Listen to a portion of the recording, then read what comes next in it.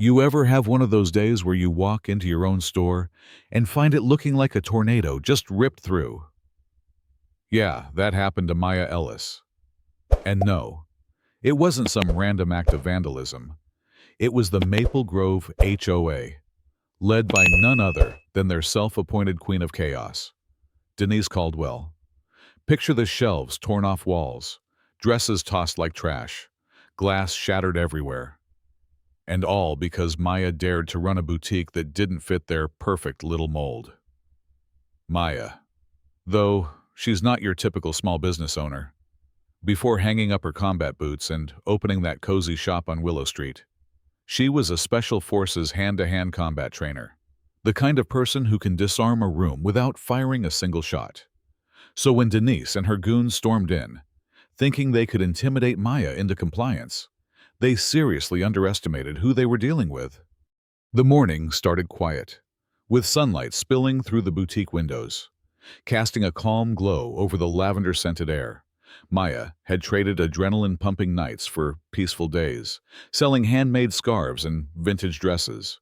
She loved being part of the community, even if it was suffocated by the HOA's tight grip.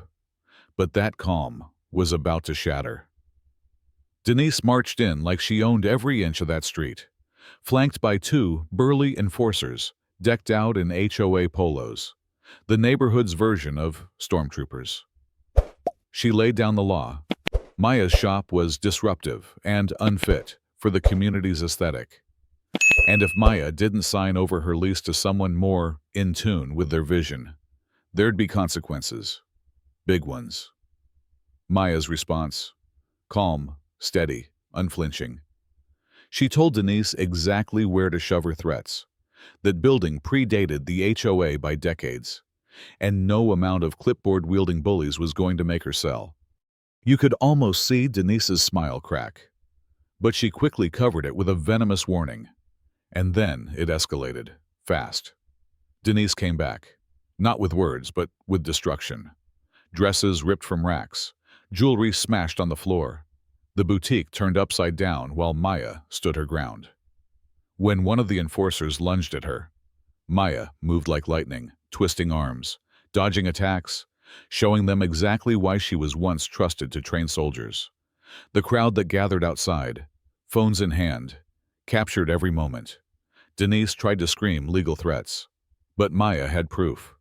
Security footage showing the HOA's illegal trespass and assault. When the sheriff's deputies arrived, the tide turned. They weren't there to arrest Maya. They were there to stop the HOA's abuse.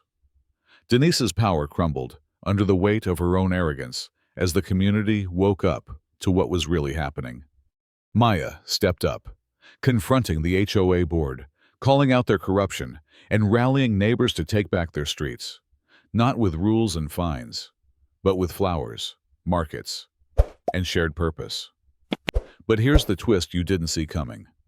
One of Denise's enforcers, a quiet guy named Leo, slipped out during the chaos and later approached Maya. He admitted he never agreed with the HOA's tactics and wanted to help rebuild.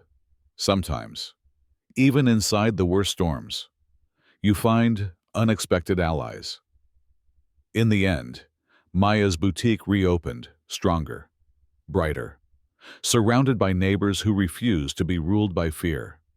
The once oppressive HOA faded, replaced by a community that understood real power comes from standing together, not tearing each other down. So, what do you think? Was Maya justified in fighting back with force?